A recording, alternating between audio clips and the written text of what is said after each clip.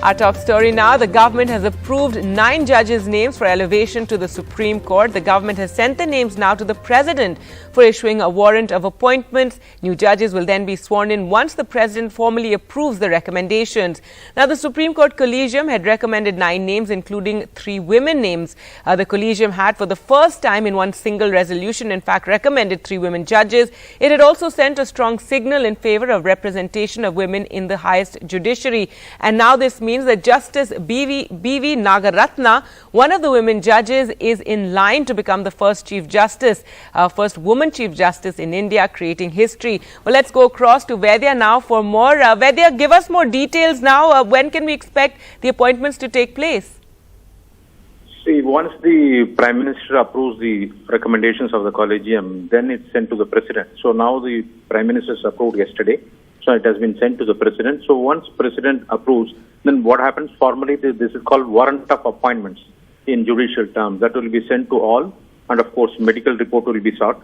So once it's done, so swearing in will take place in the Supreme Court. So all probably, I doubt whether it will take place tomorrow. So maybe Monday is a holiday, so Tuesday on 31st, most likely the swearing in of all the 9 judges will be taking place. Probably it's for the first time, like 9 judges who have been at a stretch approved by the government, and they would be appointed. Whereas so far in my career as around 30 years in Supreme Court, I have seen it for the first time.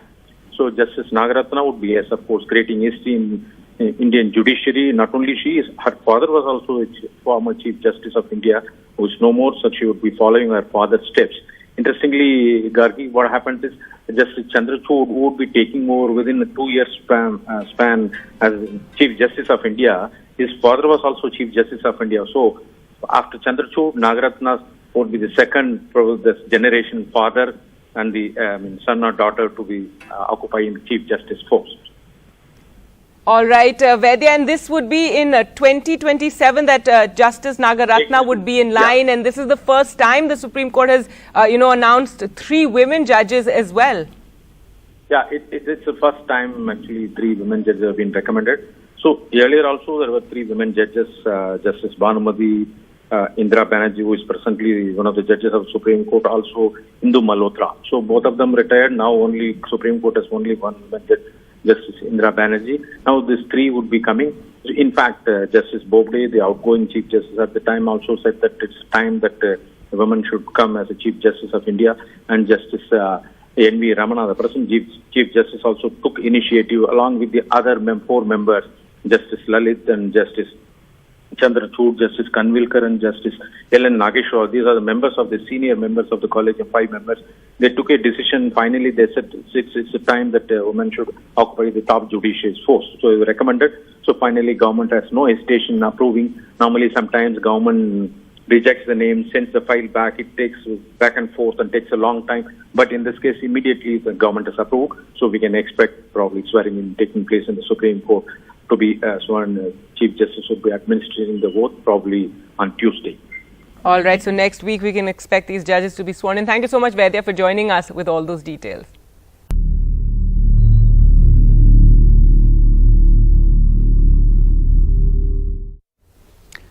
Now, a shocking case from Mysuru. A 23-year-old MBA student was allegedly gang raped by 4 or 5 unidentified persons when she was returning from a forested area with a male friend. This was in Mysuru on Tuesday night. They were in the Chamundi Hills, a forest that is a popular tourist spot and has a much visited temple on the outskirts of Mysore. Now, the couple ended the evening in hospital with severe injuries. The young woman was allegedly gang raped and her companion was beaten. Over 24 hours later, none of the men wanted for the attack had been located. The police say several teams are now looking out for the attackers. The assault began when the couple refused to hand over money to a group of men who had followed them into the forest and surrounded them. Karnataka Home Minister Araga Janendra had said that he has ordered that the case be treated very seriously and that he would visit the city today. FIR ದಾಖಲಾಗಿದೆ. ನಮ್ಮ ಅಧಿಕಾರಿಗಳನ್ನ ಉನ್ನತಾಧಿಕಾರಿಗಳನ್ನ ಬೆಂಗಳೂರಿಂದ ಮೈಸೂರಿಗೆ ಕಳಿಸಿದ್ದೇವೆ. ನಾನು ಕೂಡ ನಾಳೆ ಮೈಸೂರಿಗೆ ಹೋಗ್ತಾ ಇದ್ದೀನಿ. ಇದೊಂದು ದುರದೃಷ್ಟಕರವಾದಂಥ ಸಂಗತಿ. ಫರ್ದರ್ ಎನ್ಕ್ವೈರಿಯನ್ನು ಕಂಡಕ್ಟ್ ಮಾಡ್ತಾ ಇದ್ದೀವಿ. ಭಾಳ ಸೀರಿಯಸ್ ಆಗಿ ತಗೊಳಕ್ಕೆ ನಾನು ಅಧಿಕಾರಿಗಳಿಗೆ ಈಗಾಗಲೇ ಹೇಳ್ತೀನಿ. Now look at the COVID and vaccination data. And India has administered over 60 crore doses of the anti-coronavirus vaccine so far. Health Minister Mansukh Mandavia had tweeted this yesterday. India is now only behind China in terms of the number of doses administered so far, according to data compiled by the Johns Hopkins University.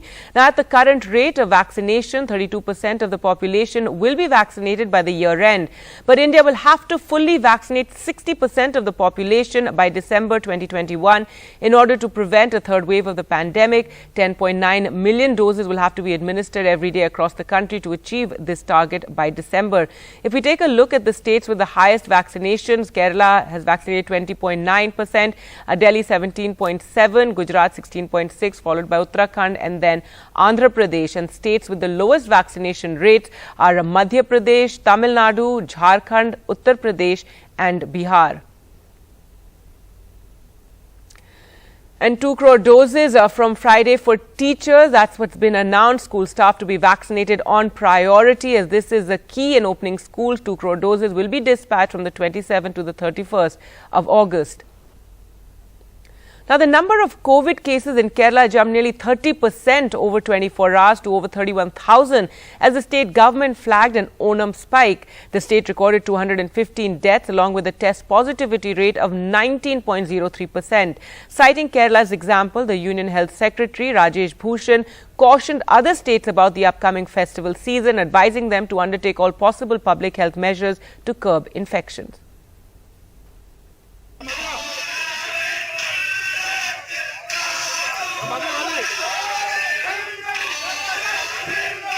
A symbolic race with just 3 boats at Aranmula this Onam, instead of the usual grand visual spectacle on the Pamba River. Despite the low-key celebrations, Kerala reported a sharp post-Onam spike to 31,455 cases on Wednesday. That is 8 out of 10 cases in the country. Kerala's Health Minister Veena George has called for increased vigil over the next 4 weeks as exposure at public gatherings during Onam season is expected to show up in the next 7 to 10 days with the spread of the highly infectious Delta variant. The state is firming up plans to vaccinate everyone above 18 by September end. Health economist Rijo John, who had earlier said Kerala's high numbers is due to better testing, has now pointed out that daily testing in the state had come down by 35% over the last 2 weeks. That showed up as a 14% decline in 7-day average of daily cases over 2 weeks. But test positivity rate during the same period went up from 12% to 16% and crossed 19% on Wednesday. The only reassurance for Kerala is that there has not been any major increase in ICU occupancy and hospitalization despite surge in new cases, and case fatality rate remains one of the lowest in the country at 0.5%. The centre has blamed rising cases in Kerala to Onam and has said they would provide 1.1 crore vaccine doses so that the state can vaccinate everyone above 18 by September end. Even otherwise, the sero prevalence in the state is only 44%. With SP Babu in Thiruvananthapuram and Nagaraju, Uma Sudhir, NDTV. Now, Dr. N.K. Arora, the chief of the National Technical Advisory Group on Immunization, has said there will be vaccine for those above 12 years of age from October. राष्ट्रीय कार्यक्रम का ध्येय रहेगा कि पहले सभी वयस्कों को टीका लग जाए और उसके बाद जो स्वस्थ बच्चे हैं उनको टीका लगाया जाए. हाँ, ये एक प्राथमिकता की लिस्ट बनाई जाएगी किशोरों के लिए 12 से 17 के बीच में जिनको गंभीर बीमारियां हैं, और ये वैक्सीन के रोल आउट से पहले सार्वजनिक कर दी जाएगी.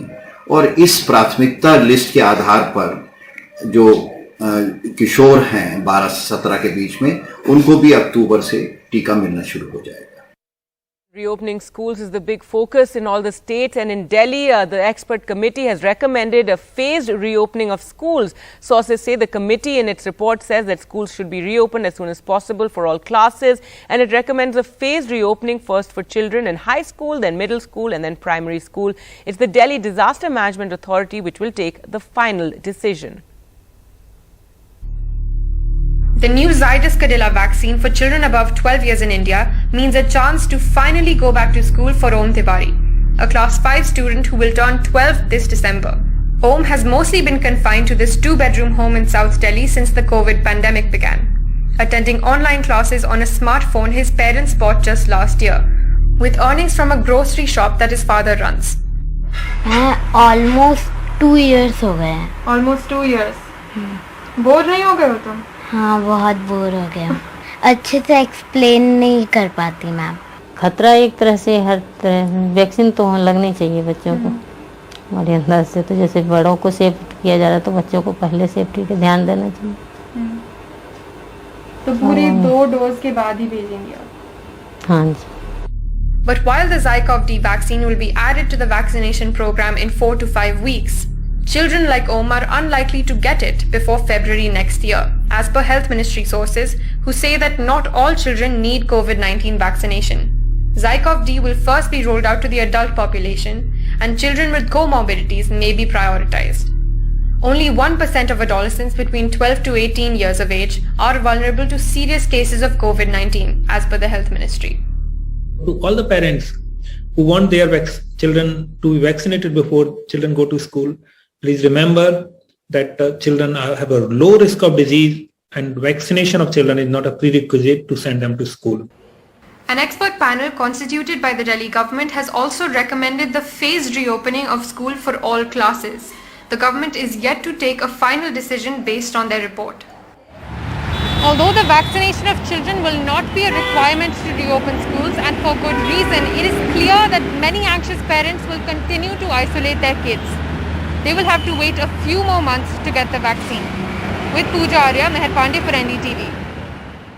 With that, time for us to slip into a short break. On the other side, the latest on the Punjab crisis. Stay with us.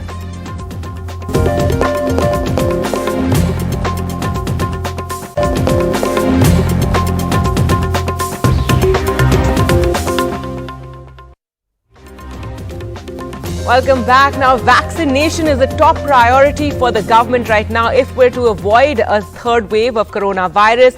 Let's now take a look at districts that have done well on that front. And Raigarh in Chhattisgarh has become the first district in that state where all adults have received the first shot of the COVID vaccine. Since the start of the vaccination drive, Raigarh was leading in the entire state. The target for the first dose of vaccinations was met last week. So how did they achieve this? To talk about it, we're now joined by Bhim Singh, IAS Collector and District Magistrate of Raigarh. Thank you so much, Mr. Singh, for joining us on the program, and congratulations on this feat. Tell us, how did you achieve this? Thank you so much. Can you hear me? Yes, do go ahead. Okay. So when it started in March for the people of more than 60 years in age and those who are having serious diseases and who are more than 45, so we planned it roster wise, panchayat wise we made a roster, and we entrusted the responsibility to the officials of the Janpad block level as well as the Sachiv and the Sarpanches, the public representatives at the village level. And accordingly in the urban areas also we had planned like ward wise, and we took the meeting of Sarpanches initially in March itself, and the corona was not that high, and motivated them to get their villages 100% vaccinated. Similarly, we took a meeting of the Parshads and asked them to make their ward 100% vaccinated. So the response was very good. We told them about the researches which have happened in the US, Britain, where the cases fell drastically in 3 months. Like in Britain, the cases came down 12 times after the vaccination took off in January. By April, it had come down 12 times down. So we gave them these evidence-based researches that these are the proofs from across the world, and we also need to get vaccinated, and then only the cases will come down. So the response was really good, and people, our ground level officials, they mobilized people in time. Right. So a lot of effort by the entire district and the district authorities taking the panchayat leaders and local leaders all along. What are the challenges you face? Because there's been a lot of vaccine hesitancy, especially in rural parts. There's been a lot of misinformation, unfortunately, even on WhatsApp, etc. So how did you face that issue, and how did you overcome it?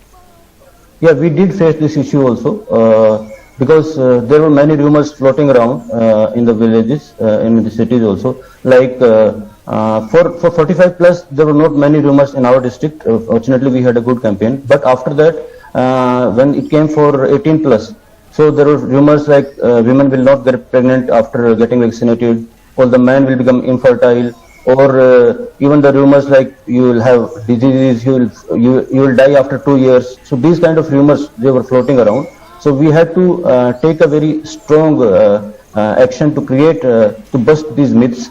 So we ask all our teachers, teachers are present in every village. We ask them, and people do believe them. So we put teachers also to create awareness and to create awareness about these myths which were going around. And we also took the meeting of all the sarpanchis wherever we were feeling that there was vaccine hesitancy. So we listed out those panchayats, because when our teams used to go, there was good response in some panchayats and there was not so good response in others.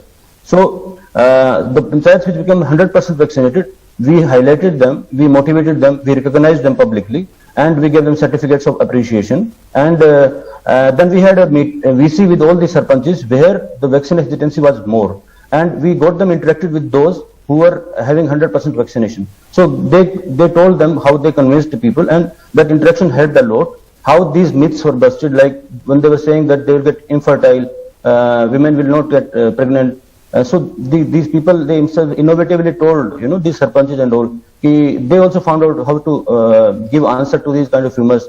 Like the vaccination has just started, so how can you say that they will not get pregnant and all those things. So, and also we gave them the proof that so many crores of people have got vaccinated across the countries, across the world. So how can you say all these things when scientists are doing this? So we had a very we got our IEC campaign, evidence-based IEC campaign, where we took all the proof from all around the world, and we launched an IEC campaign, and we circulated all these things in our groups of different panchayats. Right. That's absolutely incredible how you disseminated that information. Also, it requires a lot of effort at the local level, to speak in their language, give them messaging that, because in India it's such a vast country and every population is so different in different parts of the country. So to really localize it and speak their language. And finally, what about women? Was there, you spoke about this infertility, rumor that spread, but also we're seeing in many parts of the country, the women are getting left behind in the vaccination campaign. So that was also a push that you gave?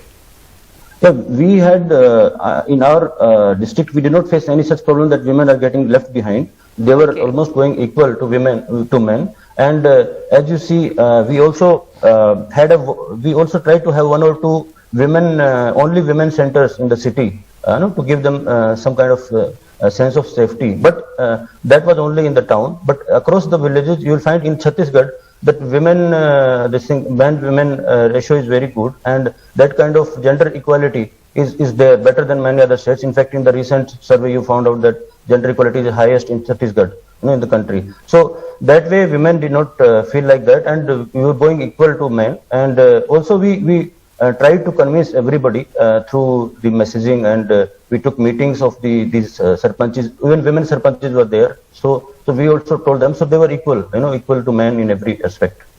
All right, absolutely incredible, and congratulations again, Mr. Bhim Singh, on achieving this target of 100% vaccinated, at least with the first dose of the vaccine. Thank you so much. Thank you. Well, let's stay with the vaccination drive and move south now to Chennai. Let's go across to Sam Daniel, and Chennai is starting a mega vaccination drive from today. Sam, over to you.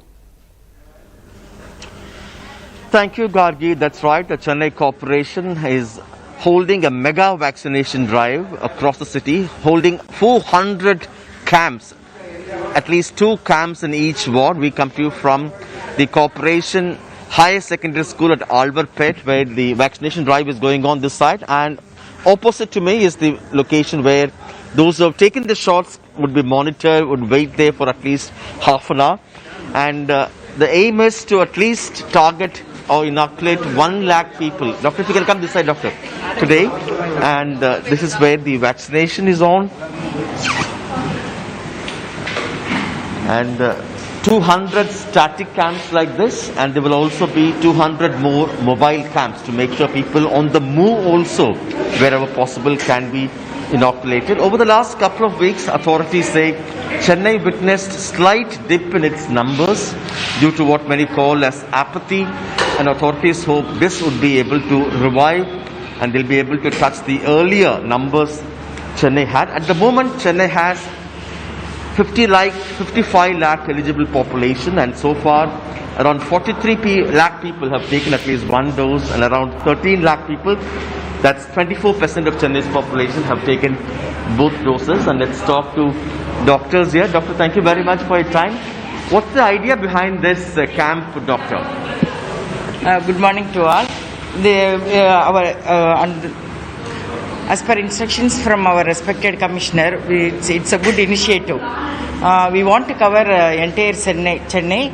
That is, today we want to cover 1 lakh population. The main aim is we want to protect the people. Since COVID vaccination is the main target to achieve our, we can protect from diseases. That's what we want to cover the entire Chennai. There is slight vaccine hesitancy over the last couple of weeks. Any particular reason for that? We can say hesitancy, but it has come down, sir. People are coming forward. The awareness was given through various activities. We are giving more awareness through so many sources we are giving. So entire population is, we want to cover the populations. Our aim is to cover 60 lakhs population. So if you give more awareness, people are coming forward. Now it's about the mobile camps you are having, doctor. Good morning to everyone. In Zone 9, we have planned about 36 camps, of which 18 are static and 18 are mobile. Even in mobile, what we have planned is, we thought 2 or 3 hours we'll sit in one place, and if we have a low coverage, we thought we'll shift to another site. That also we have already planned and arranged for those sites also till evening 5 o'clock. We plan to cover the maximum today, and we achieve about 10,000 doses today. That is our target in Zone 9. Doctor, earlier we witnessed shortage of vaccines. When you say 1 lakh, do we have enough supplies now? Tell us about the supply now. Yeah, now adequate supply we are getting, sir. Both Covishield as well as Covaxin. For this camp, we have adequate supply of vaccines, sir. Both Covishield and Covaxin. So today we have planned 400 camps, sir. That is out of all 15 zones, 200 static and 200 mobile camps we have planned. Adequate vaccine supply, adequate syringes, logistics, manpower, everything is adequate, sir.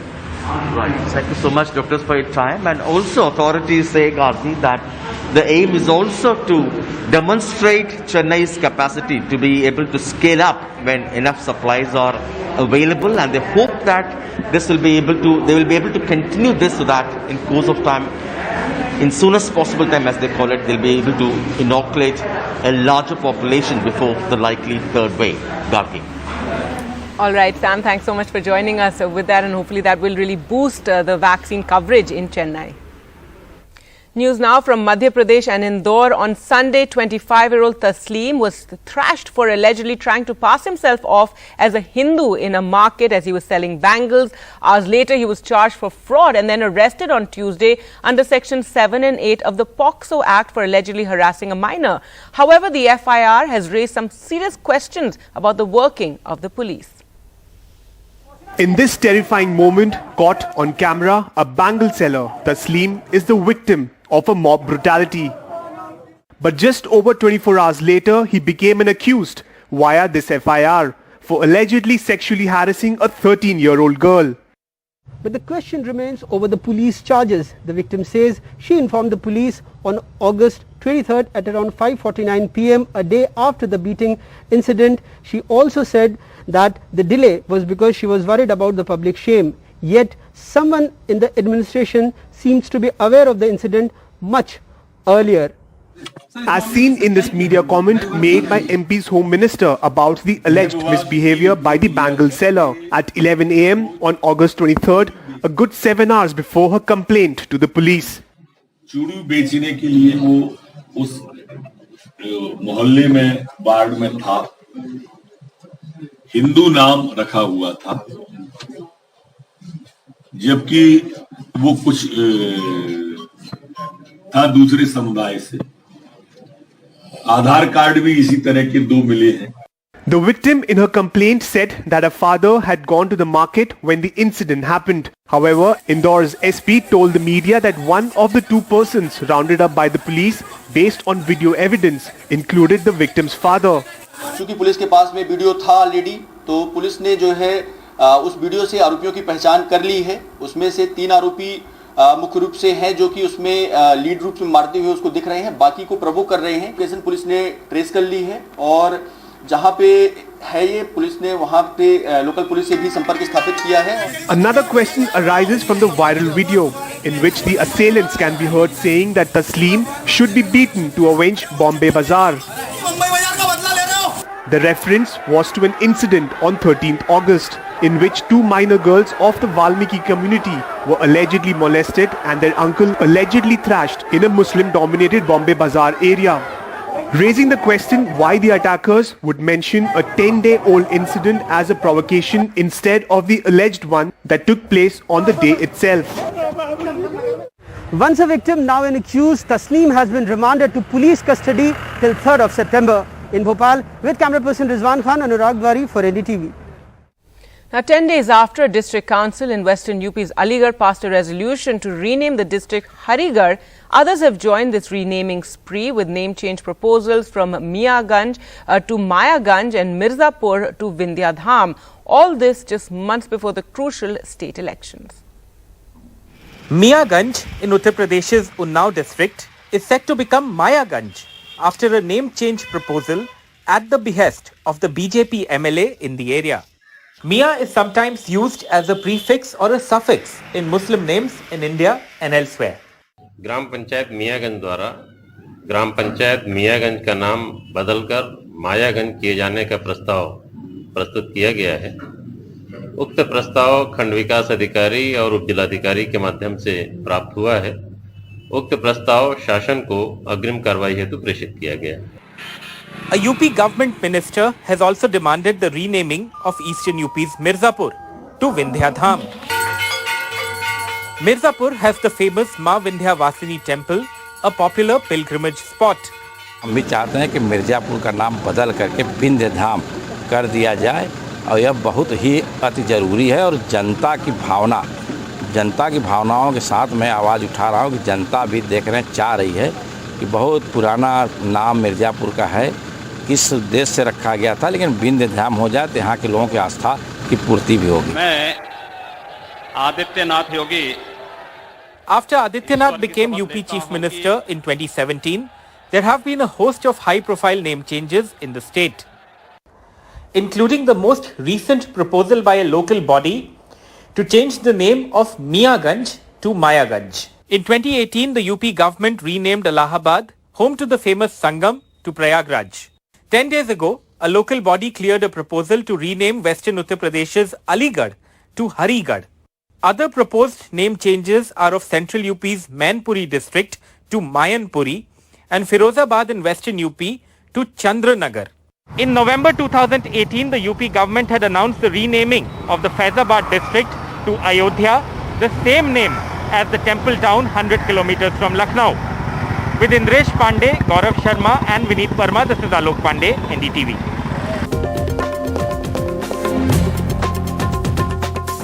Now, riding high on Neeraj Chopra's gold medal feat at the Olympic Games, the Indian juniors won historic 3 medals at the Under-20 World Championships. Shaili Singh won a silver medal at the meet. NDTV's Rika Roy caught up with the young athlete and her mentor, athletics legend Anju Bobby George.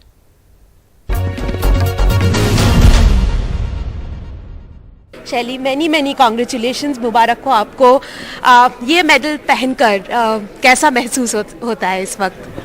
Thank you, but ये gold जैसे ही लग रहा है मुझे। Silver है लेकिन gold ही है मेरे लिए। जैसे मैम के लिए उनका ब्रॉन्ज गोल्ड है, वैसे मेरे लिए सिल्वर मेरा गोल्ड ही है। What are your targets for her in the next few years? Actually, Bobby is putting some targets for her every day in every workouts, and she's achieving that, and that's how he is calculating how much she can go further and how much she is capable of doing now.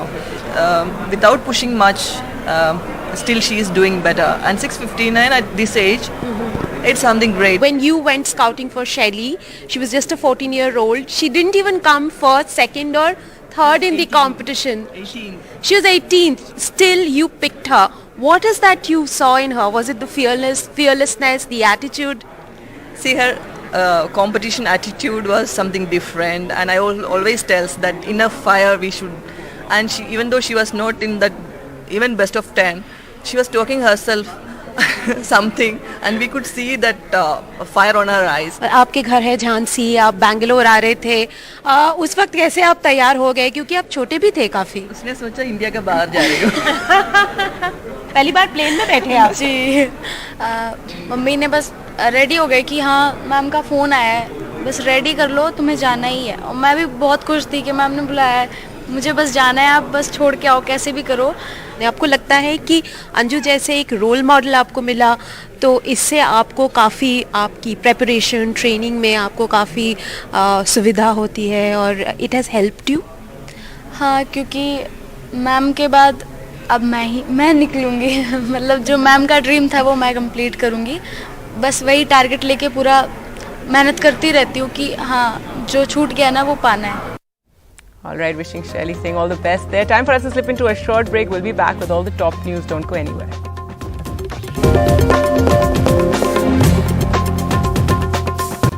Hello and welcome. You're watching Good Morning India. I'm Gargi Rawat. Our top story, the government has approved 9 judges' names for the elevation to Supreme Court. The government has sent the names to the president now for issuing a warrant of appointments, and the new judges will be sworn in once that formality is completed. The Supreme Court Collegium had recommended 9 names, including 3 women judges. The Collegium, in fact, it was for the first time that in one single resolution they recommended 3 women judges. It had also sent a strong signal in favor of representation of women in the highest judiciary. Well, let's go across to Vaidyanathan for more. And Vaidya, this now means that Justice Nagaratna is in line to become the first woman Chief Justice of India. Exactly. She would become Chief Justice of India in 2027. Interestingly, her father, E.S. Venkatramaya, was also the Chief Justice. So she would be following her father's footsteps. So in 2027 October, she would be the Chief Justice of India. So interestingly, for the first time, probably during my career covering the Supreme Court, 9 names have been sent by the Supreme Court Collegium for appointment to Supreme Court, as well as the government without any hesitation also approved 9 at a stretch. Now, President of India will sign the warrants, and after that, these 9 judges would be swearing in. So Chief Justice of India, Justice N.V. Ramana, will administer the oath. Probably it may happen on Tuesday because Monday is a holiday due to Janmashtami. So once the President signs the appointments of warrant, so the appointment will take place. News now from Mysuru, and a 23-year-old MBA student was allegedly gang raped by 4 or 5 unidentified persons when she was returning from a forested area with a male friend in Mysuru on Tuesday night. They were in the Chamundi Hills, a forest that is a popular tourist spot and has a much visited temple. The couple ended the evening in hospital with severe injuries. The young woman was allegedly gang raped. Her companion was beaten. Over 24 hours later, none of the men wanted for the attack have been located yet. The police say that several teams are looking for the attackers. The assault began when the couple refused to hand over money to a group of men who had followed them into the forest and surrounded them.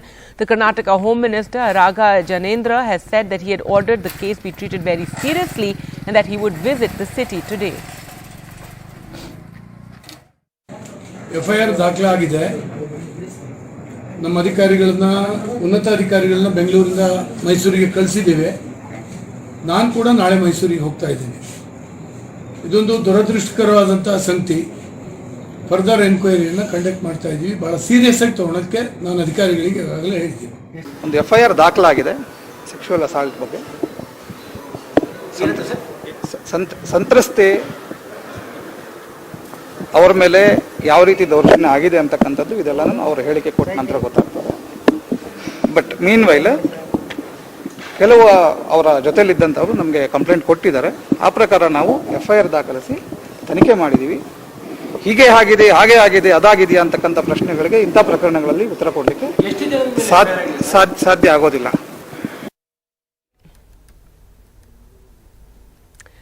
Let's take a look at vaccines now. And India has administered over 60 crore doses of the anti-coronavirus vaccine so far. Health Minister Mansukh Mandavia tweeted this yesterday. India is now only behind China in terms of the number of doses administered so far, according to the data. At the current rate of vaccination, 32% of the population, however, will be vaccinated by the year end, and India will have to fully vaccinate 60% of the population by the year end in order to prevent a third wave. 10.9 million doses will have to be administered per day if we're to achieve that target. Let's take a look at the states with the highest vaccination rates, and of top of that list is Kerala, with 20.9% being fully vaccinated. That means both doses of the vaccine. But Kerala's, remember, also reporting high numbers of COVID cases. Then Delhi, Gujarat, Uttarakhand and Andhra Pradesh with 13.2%.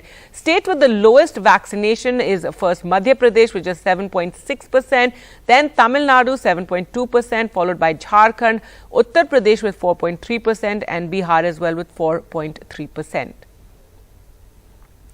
Now, 2 crore doses are going to be released from Friday just for teachers across the country. School staff is to be fully vaccinated on priority. Remember, the priority is also to open schools. So, the centre releasing these doses of vaccines meant for the school staff. So, 2 crore doses will be dispatched from the 27th to the 31st of August. Now, the number of COVID cases in Kerala jumped nearly 30% over 24 hours to over 31,000 as the state government flagged this as an Onam spike. The state recorded 215 deaths along with a test positivity rate of 19.03%. Citing Kerala's example, the Union Health Secretary Rajesh Bhushan cautioned other states about the upcoming festival season, advising them to undertake all possible public health measures to curb infections.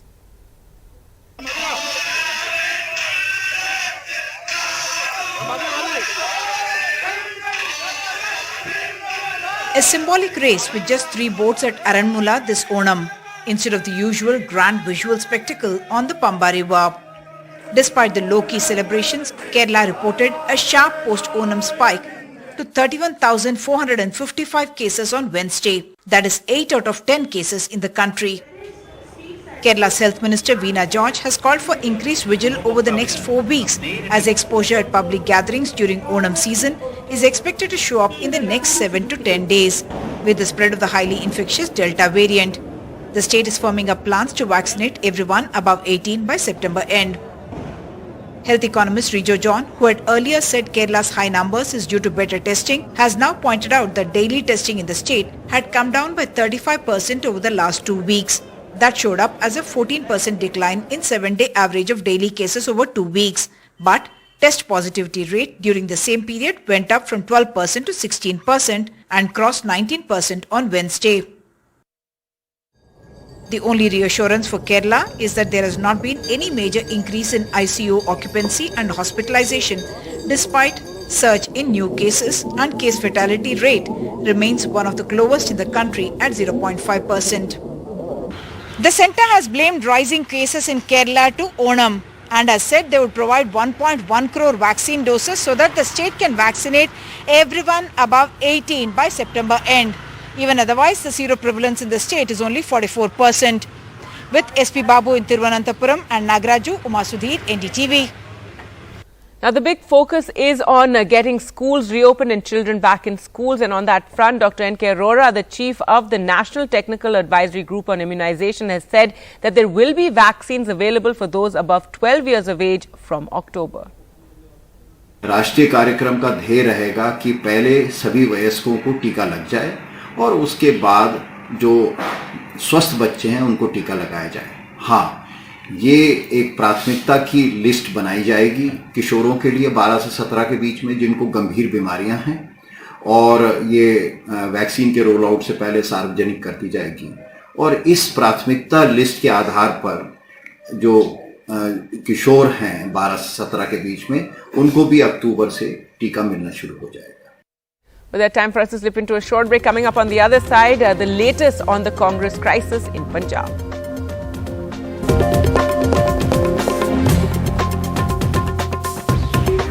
News now from Uttar Pradesh, and 10 days after a district council in western UP's Aligarh passed a resolution to rename district Harigarh, others have joined the renaming spree as well, with name changes proposals from Miaganj to Mayaganj and Mirzapur to Vindhyadham, and all this just months before the crucial state elections. Miaganj in Uttar Pradesh's Unnao district is set to become Mayaganj after a name change proposal at the behest of the BJP MLA in the area. Mia is sometimes used as a prefix or a suffix in Muslim names in India and elsewhere. ग्राम पंचायत मियागंज द्वारा ग्राम पंचायत मियागंज का नाम बदलकर मायागंज किए जाने का प्रस्ताव प्रस्तुत किया गया है। उक्त प्रस्ताव खंड विकास अधिकारी और उप जिलाधिकारी के माध्यम से प्राप्त हुआ है। उक्त प्रस्ताव शासन को अग्रिम कार्रवाई हेतु प्रेषित किया गया। A UP government minister has also demanded the renaming of eastern UP's Mirzapur to Vindhyadham. Mirzapur has the famous Ma Vindhyavasini temple, a popular pilgrimage spot. हम भी चाहते हैं कि मिर्ज़ापुर का नाम बदल करके विंध्यधाम कर दिया जाए और यह बहुत ही अति ज़रूरी है और जनता की भावनाओं के साथ मैं आवाज़ उठा रहा हूँ कि जनता भी देखने चाह रही है कि बहुत पुराना नाम मिर्ज़ापुर का है, किस उद्देश्य से रखा गया था, लेकिन विंध्यधाम हो जाए तो यहाँ के लोगों की आस्था की पूर्ति भी होगी। मैं Adityanath Yogi. After Adityanath became UP Chief Minister in 2017, there have been a host of high-profile name changes in the state, including the most recent proposal by a local body to change the name of Miaganj to Mayaganj. In 2018, the UP government renamed Allahabad, home to the famous Sangam, to Prayagraj. 10 days ago, a local body cleared a proposal to rename Western Uttar Pradesh's Aligarh to Harigarh. Other proposed name changes are of Central UP's Mainpuri district to Mayanpuri and Firozabad in Western UP to Chandranagar. In November 2018, the UP government had announced the renaming of the Faizabad district to Ayodhya, the same name as the temple town 100 kilometers from Lucknow. With Indresh Pandey, Gaurav Sharma and Vineet Verma, this is Alok Pandey, NDTV. Time for us to slip into a short break. On the other side, frequently asked questions about COVID and vaccines.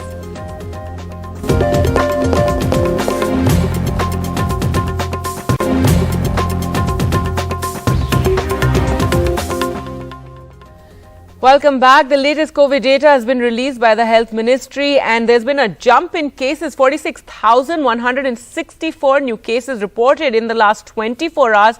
607 deaths during that period. Active cases now count for 1.03% of total cases and the positivity rate is at 2.58%, less than 3%. Let's go across to Meher for more. And Meher, a jump in the number of cases as well as deaths. Yes, Kardi. So, Kerala is still contributing to a massive amount of this. After Onam, cases have skyrocketed in Kerala. In the last 24 hours, it's recorded over 30,000 cases. So, out of 47,000, 30,000 are from Kerala only. Now, that is a grave matter of concern for the ministry, which is has been saying multiple times now that Kerala only focuses on treating each COVID case rather than containing the virus. Because of their good healthcare system, they are able to treat each new case rather than contain it, localize it to, and they're not doing contact tracing. That's what the ministry is saying. But as you see, this situation has got much worse. So there is matter of concern. There is going to be a press conference with the Minister of State for External Affairs, Mr. V. Muralidharan, who is actually going to talk about the situation in Kerala. So we will know more then. But right now, it's important to highlight that Kerala is the epicenter of this. All right. So Kerala reporting over 31,000 deaths and overall India figures there, 46,164 new cases being reported. Kerala reporting 31,000 cases and 607 deaths reported across the country.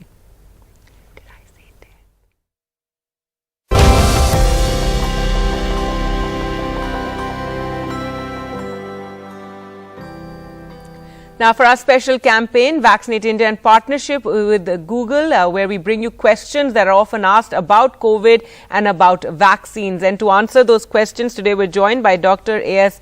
Ansari, Director Critical Care Services, Nanavati Super Speciality Hospital, Mumbai. Thank you so much, Doctor, for joining us. And one of the questions that people are often looking up, especially because now it's all about the vaccines and developing immunity, is does the presence of antibodies mean that a person is COVID immune? So, no question, when you have antibodies against COVID virus, you have a reasonable amount of immunity, but we must understand that there has to be local mucosal immunity and systemic immunity. So, when you have antibodies against the spike protein, which is the commonest way of getting antibodies, and also against nucleocapsid antibody, which is the general group of antibodies, you are definitely having less likelihood of getting severe infection. Yes, as far as the data about COVID-19 infection after vaccination, there is a breakthrough infection, especially with the variants, but none of them have really shown to be very severe. There are some exceptional cases where there could be, infections which can become little serious, but they are more to do with the risk factor of the patients. So mostly, if you are young, healthy, and have minimal comorbidities, it's very unlikely that there could be a serious vaccine breakthrough infection. So vaccine is still the only way. Yeah. Right, Doctor. Now also the focus is on waning immunity, how after a certain period your immunity does lower, and now some countries like the US and Israel announcing booster shots. Of course, right now in India, the focus is on getting everybody vaccinated, but your comments on that? So no doubt every immunity after any infection will wane off, but then we are talking about memory cells. So whenever you are re-challenged with an infection, I'm pretty sure that those memory cells will come into action. There would be again a kind of release of more antibodies in the system, and it's very difficult to say that over a period of time how effective these antibodies would be. But nonetheless, there has been reports that 6 to 11 months this immunity can reasonably well last, especially if both the doses have been given. And natural immunity definitely lasts longer. But there has been very encouraging results that these memory cells can last a lifetime. So there is definitely limited clarity about what would be the booster dosing timing. But I think safely 6 months to 1 year is what these antibodies should be able to protect you from serious infection. All right. Now, our next question that's related in a sense is how long does it take to develop immunity after a COVID vaccine? So I think this is one of the most, oft repeated questions. Definitely after 1 month, that is 4 weeks of the first shot, there is early signs of development of immunity. But the peak vaccine immunity comes after the second shot, specifically after 7 to 14 days after the second shot. So if you have got both the shots and 2 weeks have elapsed, there is more than 85 to 90% likelihood of you getting good immunogenic response and you have good immunity in your body. So if you check your spike protein antibodies at that point of time, I think you will have the highest level after a week or two of the second shot. And it usually lasts easily 6 months. Since you brought that up, what do you think of people, now it's become a bit of a fashion to continue to, test your antibody levels and check how it is every couple of weeks. Your comments on that? I don't think that has anything to do with your capacity to neutralize the antibody, to neutralize the virus. It does give you a false sense of security. I have seen people with very, very low titers of antibody doing very well even after COVID-19 infection, and a lot of people who have very high antibody titers probably still getting through an infection. So that's not an absolute marker for your prevention against virus. But yes, there is a doubt, and if you had an infection following a vaccination, or you had an infection prior to taking a vaccine, it will be worthwhile looking at your general antibody type. All right. Thank you so much, Doctor, for joining us. Thank you, Gauri.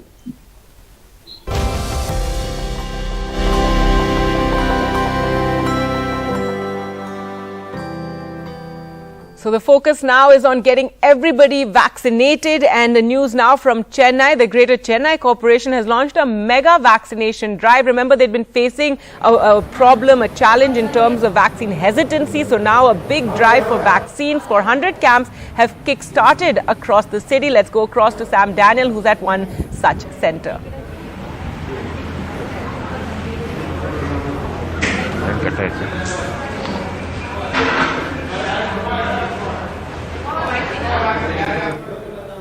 Right, Sam, if you could tell us what the situation is there. Are many people lining up for the vaccine? And as I mentioned, you had reported earlier about how there was vaccine hesitancy being seen in Chennai and in the state as well because the COVID numbers had come down. Gargi, we come to you from the Corporation Higher Secondary School at Alvarpet, where people are trickling in. In fact, this is what you see at this camp here. People getting themselves registered on one side, and on the other side, people being inoculated.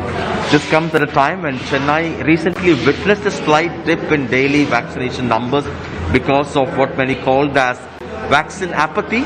Today, the corporation is trying to give at least 1 lakh doses. So far, 60% of Chennai's population, that's 55 lakh eligible population, have taken at least one dose, and 24% have taken both doses. And with me, Dr. Hema, Dr.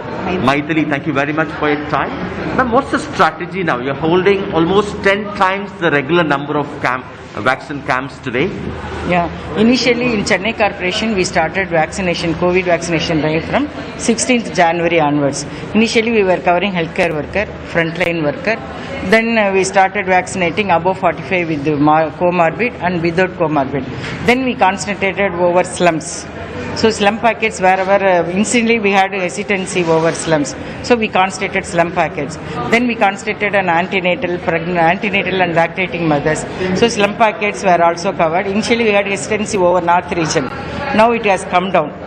Then we are concentrating. Now we have planned for senior citizen and disabled vaccination. You have enough vaccines? You're targeting 1 lakh? We have adequate supply of vaccine, both Covishield as well as Covaxin. Now at doorsteps we are vaccinating both disabled as well as 80 plus senior citizens. We are provided with the vehicle. Enough logistics and manpower is provided by our respected commissioner, sir. Vaccine is also adequate supply we are getting from DPH also, sir. Doctor, you also have mobile vaccination camps this time. How do you think this will help you? You're targeting the moving population, is it? Good morning. Actually, we are targeting mobile camps we are doing today. We are reaching out on an extended time. That is, we start at 7 o'clock till we work till 5 o'clock. If needed, we will extend the time also. So what we thought is those who are not able to come on time, maybe around 9 or 10, when we start at 7 o'clock, they'll be able to reach out to us and get vaccinated. That is the idea behind the mobile vaccination. We are going to their homes and vaccinating. We already planned the locations. What is the general reason for the hesitancy or the apathy, doctor? Actually, I think from media they must have got a wrong message, but otherwise, throughout from 16th January we have no adverse effects. That is the main advantage and the benefits of this vaccination program. Thanks to our respected all our officials. So we are guided properly and we are following their guidance also. Doctor, schools are reopening from the 1st of September. Are you also reaching out to teachers and staff in schools? Yes, we are planning to vaccinate since schools are yet to start now. We are planning to start by September. So we are tomorrow our respectable honorable health minister is inaugurating vaccination for teachers. We want to vaccinate teachers also.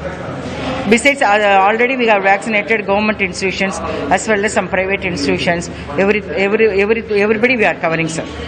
So teachers vaccination from tomorrow we are starting, sir. Particular challenges. What makes people to be hesitant, doctor, about vaccination? What's the general thing you hear from them?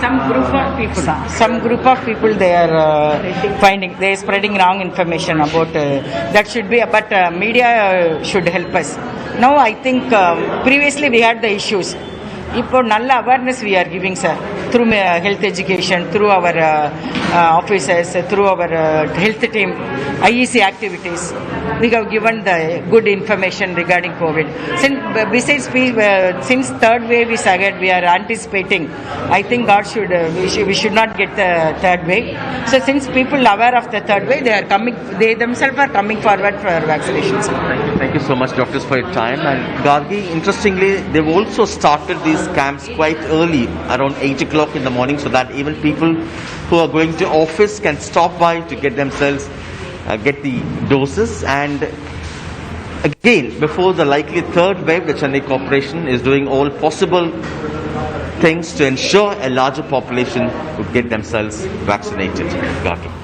All right, so major vaccine push in Chennai today. Thanks so much, Sam, for joining us with that. News now from Uttar Pradesh, where Chief Minister Aditya Nath has announced that his government will end police cases filed against farmers over the burning of crop residue and also stop fines from being imposed. The Chief Minister made the announcement at an interaction with farmers in Lucknow. The government's decision comes just months before the crucial state election, and it's likely to have a bigger impact in the western parts of the state where stubble burning is widespread. The BJP has been facing a backlash from farmers in that region over months over the new farm laws.